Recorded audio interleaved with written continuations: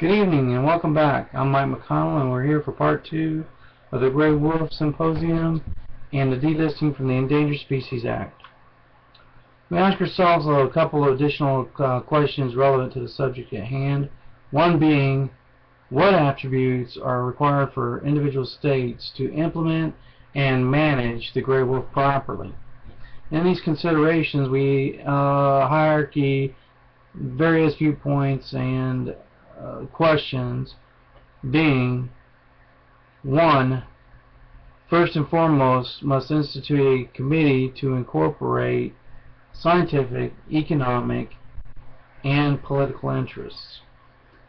And this in consideration must take various attributes into hand and surmise a result based on those.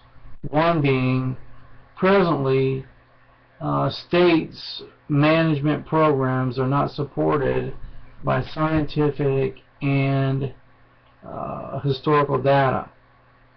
As a result, wolf packs in the Northern Rocky region and surrounding geographical regions are suffering. This in mind has a direct correlation to the health of the wolf pack and adjoining wolf packs. Number 2, an appointed representative from each group should engage in a round table style committee whereby all viewpoints should be considered.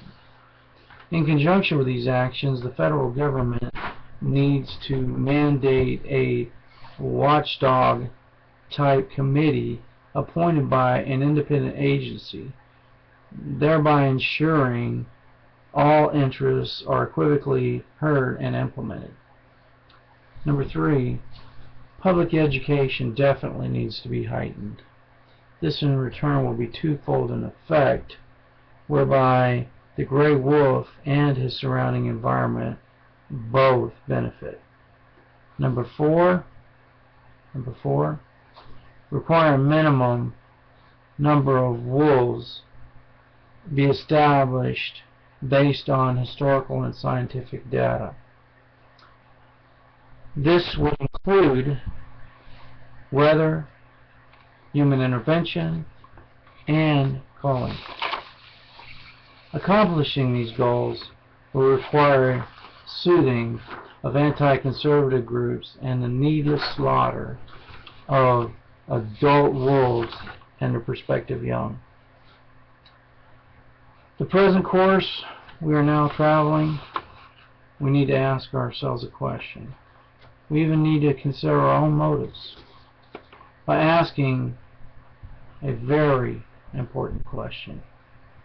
For what shall it profit a man if he should gain the world but lose his own soul? For man, in all his own wisdom, takes into consideration his own interests before those of others. These actions are clearly evident,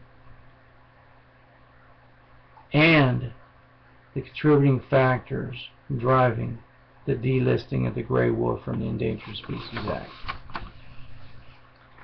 Factors which are propagated by individuals and personal agendas involving cattlemen, big game hunters, and even the likes of lobbyists and their prospective affiliations. I, as a steward of my own and surrounding environment, shall continue to maintain an agenda to protect all and endeared creatures of the earth. What shall you do? Ask yourself, what shall you do? Protecting and preserving the wolf population is very simple. Wouldn't you think? Here's my proposed plan for resolving a very difficult issue. Number 1, establish buffer zones around and adjacent to Yellowstone National Park. Number 2, compensate ranchers for confirmed wolf predation. Number 3, prohibit trapping and hunting of all wolves in all states. Number 4, maintain a federal oversight committee. And lastly, but certainly not leastly, increase public education. Now, I lay it at your doorstep. What is your choice? What shall we do collectively to resolve this problem? Live and let live. Good night.